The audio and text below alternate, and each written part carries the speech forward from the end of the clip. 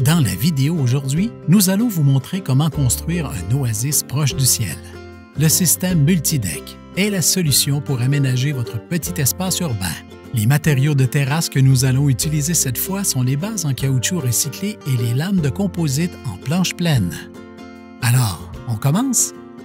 Comme pour tout projet de construction, n'oubliez pas de porter l'équipement de protection individuelle approprié.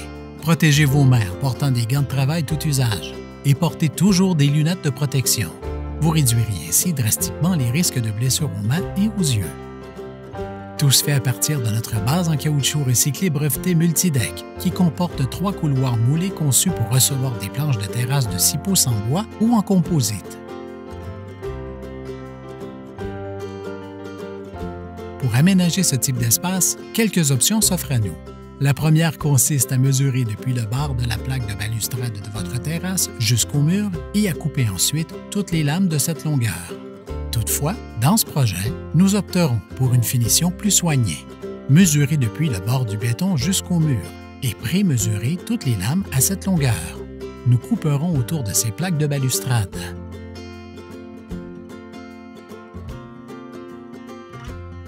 Maintenant que vous avez choisi l'orientation que vous désirez et avez coupé toutes vos lames à la longueur voulue, il est temps de passer à ce que j'appelle l'installation à sec.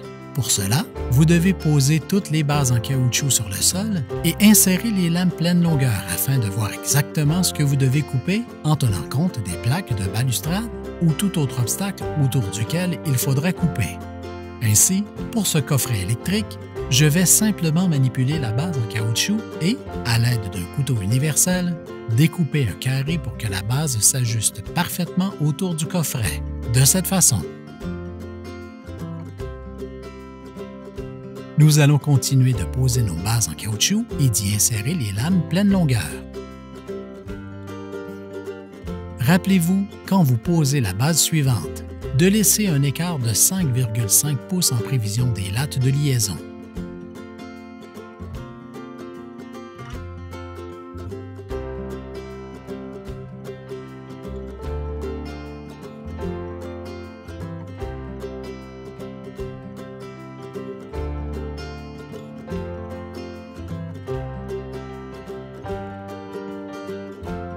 Nous allons continuer comme ça jusqu'à ce que tout votre espace soit couvert. Vous verrez alors clairement chacun des obstacles autour desquels vous devez couper. C'est pour cette raison que nous effectuons d'abord une installation à sec. Comme notre espace est limité, nous devons insérer cette dernière pièce de composite. Pour ça, nous plaçons la base en tenant compte de l'écart de 5,5 pouces. Vous connaissez maintenant la mesure exacte à laquelle vous devez couper votre lame. Maintenant que l'installation à sec est terminée, le moment est venu de marquer toutes les lames qui doivent être coupées. La coupe autour des plaques de balustrade peut se faire de deux façons. Vous pouvez mesurer et transférer toutes les marques sur la lame ou, plus simplement, placer la lame où elle doit être et y faire une marque d'un côté ou l'autre de la plaque.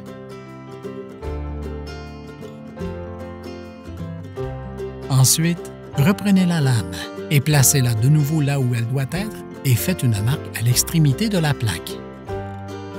Il suffit ensuite de dessiner la surface à découper à l'aide d'une équerre.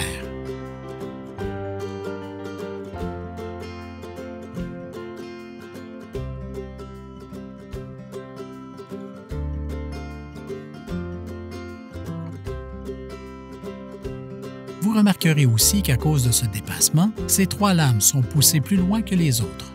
Aujourd'hui, je veux obtenir une apparence parfaitement symétrique tout le long du balcon. Pour y arriver, je peux faire une marque sur chacune de ces 3 lames à l'aide d'une règle ou d'une équerre. Et en couper les extrémités avec une scie circulaire.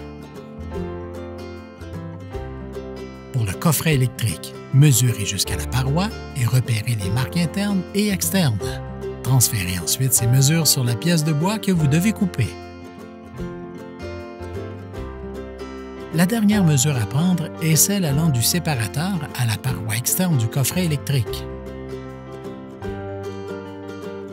Dans ce cas-ci, c'est 2 pouces. Nous allons aussi transférer cette mesure.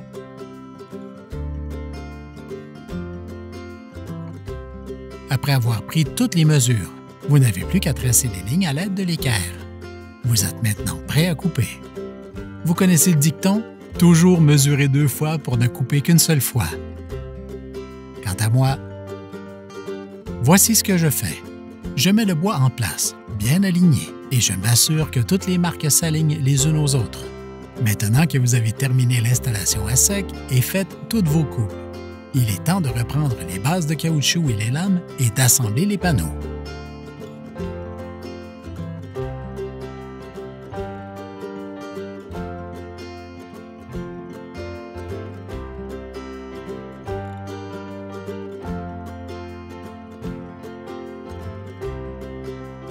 Pour poser vos lattes de liaison, quelques options s'offrent à vous.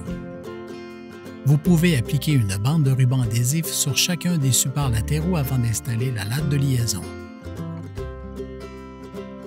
Une autre astuce pour les lames en composite est de pré-percer les trous de vis avant de fixer la latte de liaison.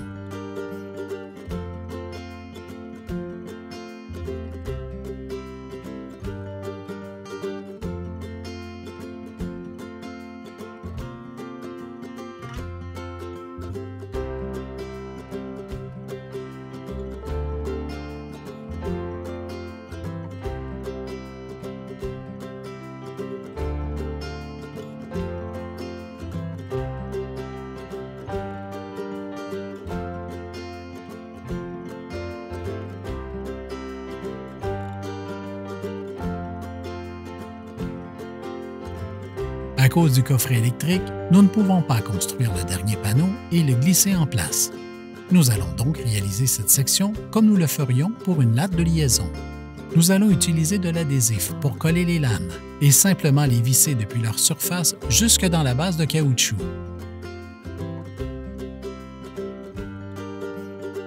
Avec un peu de planification bien pensée et un esprit créatif, vous aussi pouvez embellir n'importe quel petit espace de vie.